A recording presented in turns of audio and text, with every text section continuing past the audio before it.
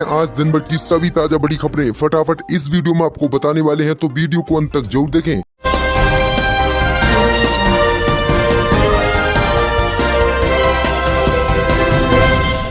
Corona महामारी के मरीजों की संख्या पहुंची 1,44,941। वहीं 60,706 लोग इस महामारी से बाद में ठीक हो चुके हैं, जबकि 4,172 लोगों ने इस महामारी से अपना दम तोड़ दिया। तो ये काफी बड़ा अपडेट है कोरोना महामारी को लेकर।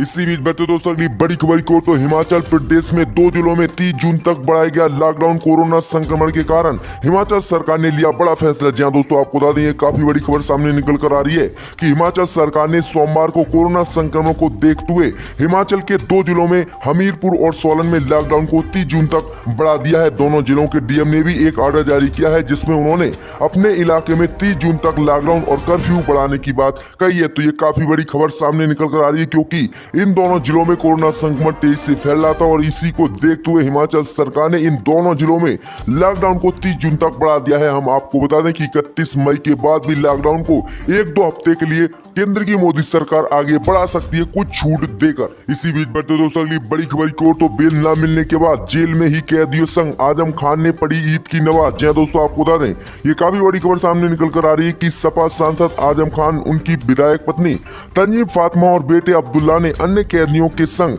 ईद की नमाज कल जेल में ही अदा की है। जेल अधीक्षक डीसी मिश्रा ने बताया कि सोशल डिस्टेंसिंग का पालन करवाते हुए नमाज जो है जेल में पढ़वाई गई है। साथ ही नमाज को लेकर जरूरी सामान भी उपलब्ध कराया गया है। गौरतलब है कि बेटे के फर्जी जन्म प्रमाण पत्र बनवाने को लेकर आजम खान पूरे परिवार के साथ सीतापुर जेल में बंद है। तो ये काफी बड़ी खबर सामने निकल कर आ रही है। इसी बीच बैठे दोस्तों अगली बड़ी खबर की ओर, तो जी न्यूज को बड़ा झटका। कोरोना की वजह से नोएडा में जी मीडिया की बिल्डिंग सील। मुसलमानों को लेकर कोरोना फैलाने का फैलाया था जी न्यूज ने झूठ। जा दोस्तों, आपको बता दें कि कोरोना संक्रमण की वजह से नोएडा में जी मीडिया की बिल्डिंग को सील कर दिया गया है। बता दें कि इससे पहले जो है सुधीर चौधरी जो जी मीडिया के एडिटर एंड चीफ हैं, उन्होंने तबलीगी जमात और मुसलमानों को लेकर पूरे देश में कोरोना फैलाने का झूठा प्रोपेगेंडा चलाया था, जिसके बाद उनके ही स्टूडियो में 30 लोग कोरोना वायरस से पॉजिटिव पाए गए थे। लेकिन जो है सुधीर चौधरी ने इस बात को नकार था, लेकिन बाद में जब जांच हुई तब उसमें पाया गया कि जी मीडिया के जो स्टूडियो में लोग काम करते हैं उसमें से 30 लोग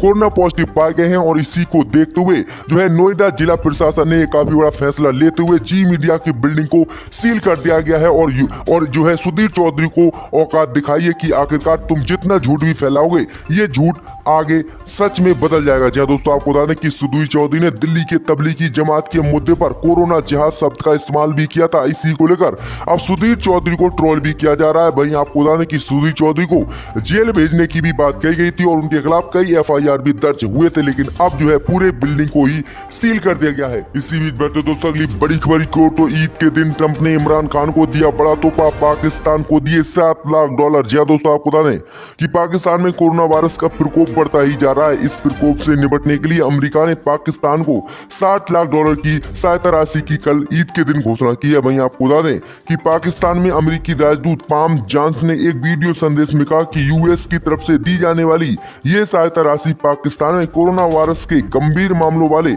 अस्पतालों में काम कर रहे स्वास्थ्य कर्मियों को और प्रशिक्षण देने में काम आएगी। ये फंड उनके लिए है जो अस्पताल में कोरोना वायरस मरीजों की देखभाल करते हैं। इसके अलावा इससे संक्रमित इलाकों में रहने वाले पाकिस्तानी नागरिकों की जांच के लिए भी मोबाइल लैब बनाई जाएगी। तो ये काफी बड़ा जो है घोषणा की है पाकिस्तान के लिए अमेरिका ने। इसी बीच बैठे दोस्तों अगली बड़ी खबर को, तो लॉकडाउन की धज्जियां उड़ाते हुए क्रिकेट खेलने पहुंचे बीजेपी सांसद मनोज तिवारी। प्रशासन ने भेजा नोटिस। जी दोस्तों, आपको बता दें कि एक तरफ केंद्र की मोदी सरकार लगातार लॉकडाउन को लेकर लोगों को चेतावनी दे रही कि वह अपने घरों से ना निकलें। इसी बीच कल ईद की नमाज भी जो है नहीं पढ़ाई गई थी, लेकिन लॉकडाउन के बीच हरियाणा के बीजेपी सांसद ने किस तरह से लॉकडाउन की धज्जियां उड़ाते हुए अपनी ही सरकार पर सवाल खड़े कर लिए हैं। लॉकडाउन के बीच हरियाणा के सोनीपत में जाकर दिल्ली के बीजेपी अध्यक्ष और सांसद मनोज तिवारी ने क्रिकेट खेला है और लॉकडाउन की धज्जियां उड़ाई है। वहीं सोनीपत प्रशासन ने दिल्ली के बीजेपी अध्यक्ष समेत 188 लोगों के खिलाफ मुकदमा दर्ज किया है। वहीं आपको बता दें कि इसी बीच सांसद मनोज तिवारी ने इस मामले में अपनी तरफ से सफाई भी दी है और तिवारी ने कहा कि वे क्रिकेट खेलने गए थे, लेकिन वहां पर कोरोना वायरस को लेकर लागू लॉकडाउन के नियमों का किसी किसी भी तरह से उल्लंघन नहीं किया गया है, बल्कि सभी नियम का पालन किया गया है। तो ये देखिएगा आप, अगर बीजेपी सांसद या बीजेपी पार्टी का नेता है तो वह कहीं पर भी जाए तो उसने जो है लॉकडाउन के नियमों का उल्लंघन नहीं किया है। लेकिन अगर आम व्यक्ति या फिर कोई विपक्षी पार्टी का व्यक्ति कहीं बाहर जाता है तो उसे जो है लॉकडाउन के नियमों का उल्लंघन किया जाता है और उस पर कार्रवाई की जाती है। तो ये काफी बड़ा लॉकडाउन को तोड़ते हुए क्रिकेट खेला है मनोज तिवारी ने, इनके खिलाफ कड़ी कार्रवाई की जानी चाहिए। इसी बीच बैठे दोस्तों अगली बड़ी खबर की ओर, तो योगी आदित्यनाथ ने कहा कि प्रवासी मजदूरों को यूपी में देंगे रोजगार। अगर कोई राज्य उन्हें अपने यहाँ काम देना चाहता है तो पहले लेनी होगी हमारी मंजूरी। जी दोस्तों, आपको बता दें कि उत्तर प्रदेश के मुख्यमंत्री योगी आदित्यनाथ ने ईद के मौके पर कल सोमवार को कहा कि हम प्रवासी मजदूरों को राज्य में ही रोजगार देने की व्यवस्था करेंगे। एक कमीशन का भी गठन किया जाएगा जो मजदूरों को यूपी में ही रोजगार दिलवाने में मदद करेगा। योगी ने यह भी कहा कि अगर कोई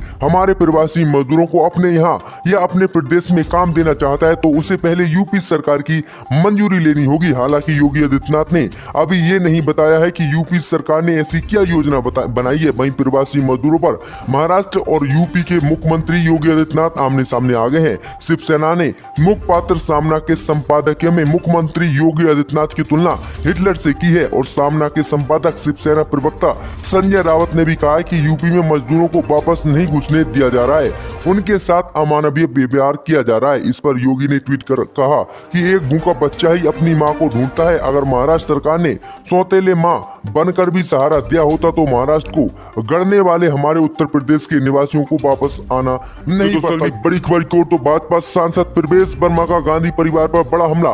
बोले जब तक कोरोना देश में खत्म ना हो तब तक इन तीनों को किया जाए क्वारंटीन। जी दोस्तों, आपको बता दें कि एक तरफ देश में कोरोना वायरस ने कोहराम मचाया हुआ है तो दूसरी तरफ इससे लेकर राजनीति भी हो रही है। बीजेपी सांसद प्रवेश वर्मा ने गांधी परिवार पर हमला करते हुए कहा कि 3 लोगों को क्वारंटीन कर देना चाहिए जब तक कि देश में कोरोना वायरस खत्म ना हो।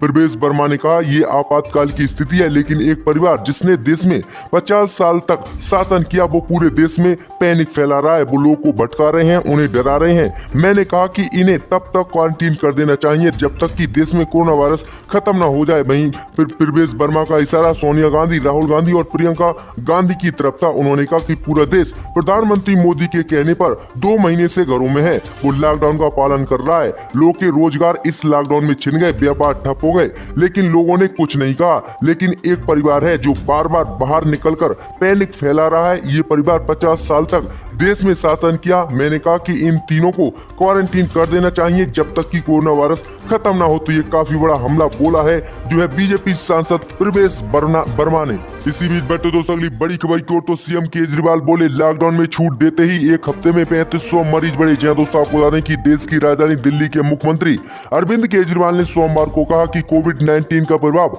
आज या कल में जाने वाला नहीं है, इसका असर रहेगा। उन्होंने अपनी बात का समर्थन में तर्क दिया है कि 17 मई को लॉकडाउन में छूट देते ही एक हफ्ते में 3500 संक्रमित मरीज नए बढ़ गए हैं, लेकिन 2500 लोग ठीक भी हो गए हैं। अस्पतालों में उपलब्ध सुविधाओं पर उन्होंने कहा कि निजी और सरकारी अस्पतालों को मिलाकर कुल 4000 बेड हमारे पास उपलब्ध हैं। साथ ही सीएम केजरीवाल ने बताया कि सरकार के पास 250 वेंटिलेटर भी मौजूद हैं, जिसमें से 10 का ही इस्तेमाल हो रहा है। बता दें कि दिल्ली में कोरोना संक्रमित मरीजों की संख्या 13,000 के पार पहुंच गई है। अरविंद केजरीवाल ने कहा कि 2 दिन पहले मुझे पता चला था कि कोविड-19 मरीज प्राइवेट अस्पताल में गया था तो उसे बाहर कर दिया गया है। कोविड के मामले में कोई भी अस्पताल मरीज को बाहर नहीं करेगा। प्राइवेट अस्पताल की जिम्मेदारी, हमने उस अस्पताल को कारण बताओ नोटिस भी जारी कर दिया। तो ये काफी बड़ा बयान दिया है कि अब कोई भी अस्पताल दिल्ली में जो है कोविड-19 के मरीज को बाहर नहीं करेगा। अगर वह ऐसा करता है तो उसके अस्पताल को सीज कर दिया जाएगा। इसी बीच बैठे दोस्तों अगली बड़ी खबर की ओर, तो पंजाब सेंट्रल यूनिवर्सिटी ने रिसर्च में किया दावा जुलाई के आखिर तक खत्म हो सकता है कोरोना। जी दोस्तों, आपको बता दें कि कोरोना महामारी को लेकर दुनिया में चल रहे शोध में कई बड़े दावे किए जा रहे हैं, कभी इसकी वैक्सीन को लेकर तो कभी इसके खत्म होने को लेकर। इसी बीच बठिंडा की पंजाब सेंट्रल यूनिवर्सिटी और शिमला की हिमाचल प्रदेश यूनिवर्सिटी ने एक रिसर्च किया है। यूनिवर्सिटी के इस रिसर्च में दावा किया गया है कि जुलाई के खत्म होते तक या अगस्त की शुरुआत में उत्तर भारत में कोरोना संक्रमण के समाप्त होने की पूरी उम्मीद है। तो ये काफी बड़ी उम्मीद जागी है और इस यूनिवर्सिटी ने दावा किया है कि देखते हैं कि ये अगस्त तक खत्म होता है या नहीं। इसी बीच बढ़ते दोस्तों अगली बड़ी खबर की ओर, तो पहले दिन 532 फ्लाइट से 29,231 यात्रियों ने भरी उड़ान। राज्य में पाबंदियों की वजह से 600